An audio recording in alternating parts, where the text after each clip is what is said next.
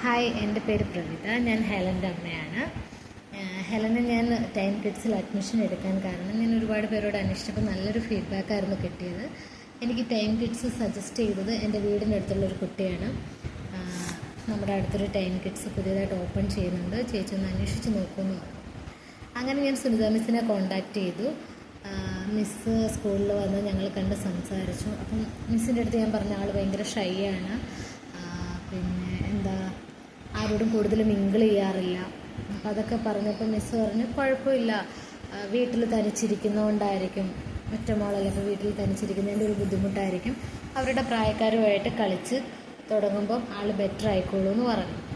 എന്നാലും എൻ്റെ ഉള്ളിൽ നല്ലൊരു ടെൻഷൻ ഉണ്ടായിരുന്നു. അതിനൊരു റീസൺ ഉണ്ടായിരുന്നു. കാരണം എന്താണെന്ന് വെച്ചാൽ നമ്മുടെ ലൈഫിലുണ്ടായ ചെറിയൊരു ഇൻസിഡൻസിൻ്റെ ഭാഗമായിട്ട് എനിക്ക് കുഞ്ഞിനെ ഡേ കെയറിലിട്ട് ഫുൾ ടൈം മാറ്റി നിർത്തേണ്ടൊരു ഇത് വന്നിട്ടുണ്ടായിരുന്നു. അപ്പം എന്നെയും ഹസ്ബൻഡിനെയൊക്കെ കാണാതെ ഫുൾ ടൈം അവിടെ നിന്നതിൻ്റെ ആ ഒരു ഇത് കുഞ്ഞിന് ഭയങ്കരമായിട്ട് ബുദ്ധിമുട്ടായി. ആൾ പെട്ടെന്ന് ഭയങ്കര ഗ്ലൂമിയായി, ആരോടും മിങ്കിൾ ചെയ്യില്ല.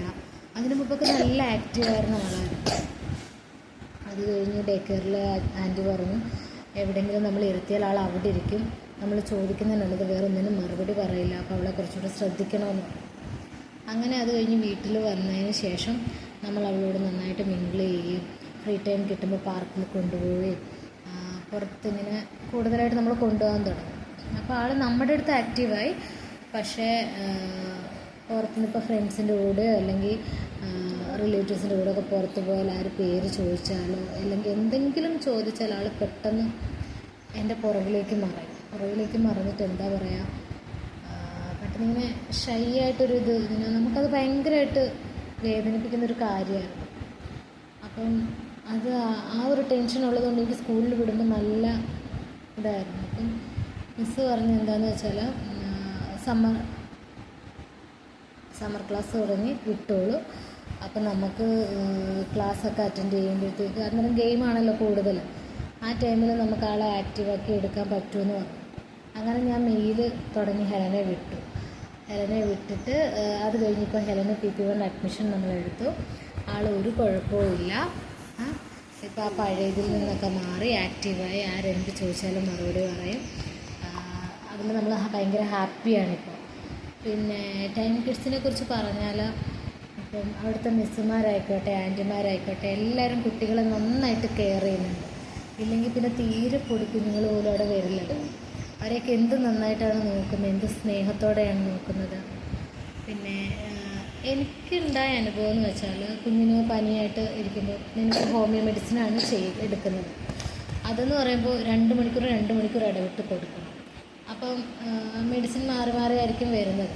അപ്പം ഞാൻ രാവിലെ കൊടുത്തിട്ട് ആൻറ്റിയുടെ അടുത്ത് പറയും അടുത്തത് ഇതാണ് കൊടുക്കേണ്ടത്, 2 മണിക്കൂർ കഴിഞ്ഞ് കൊടുക്കേണ്ടതെന്ന് പറഞ്ഞാൽ ഞാൻ തിരിച്ച് ഹെലനെ വിളിക്കാൻ ചെല്ലുമ്പോൾ പറയും ലാസ്റ്റ് കൊടുത്ത ഏത് ബോട്ടിലാണ്, ഇനി ഏത് കൊടുക്കണം എന്നൊക്കെ പറയുമ്പോൾ നമുക്ക് മനസ്സിലാവും കുഞ്ഞിനെ അവർ എത്രത്തോളം കെയർ ചെയ്യുന്നുണ്ട്. ഒരു കുഞ്ഞിന് ചെറിയൊരു വയ്യാഴി തോന്നുമ്പോൾ ഞാൻ സുനിത മിസ്സിനോട് വിളിച്ച് ചോദിച്ചാൽ കുഴപ്പമില്ല, മെഡിസിൻ കൊടുത്ത് വിട്ടോളൂ എന്ന് പറയും. നമ്മുടെ ഉള്ളിലൊരു ടെൻഷൻ ഉണ്ടാവും അങ്ങനെ പറഞ്ഞാലും. എങ്കിലും എനിക്ക് 1-2 തവണ അങ്ങനെ മെഡിസിൻ കൊടുത്ത് വിട്ടപ്പോൾ തന്നെ മനസ്സിലായി നമ്മൾ ടെൻഷൻ അടിക്കേണ്ട ഒരു കാര്യമില്ല. ഒരമ്മ നോക്കുന്ന അതേ വാത്സല്യത്തോടെ തന്നെയാണ് ആൻറ്റിമാർ നോക്കുന്നത്, മിസ്സുമാർ ശ്രദ്ധിക്കുന്നുണ്ട്. അപ്പോൾ ആ ഒരു കാര്യത്തിൽ നമ്മൾ നല്ല സാറ്റിസ്ഫൈഡാണ്. പിന്നെ എല്ലാം കൊണ്ടും എനിക്കവിടെ ഒരുപാട് ഇഷ്ടമാണ്. ഹെലന് അവിടെ ആരെയാണ് കൂടുതൽ ഇഷ്ടം? മൻവിത മോനെ എന്തൊക്കെ പഠിപ്പിച്ചു?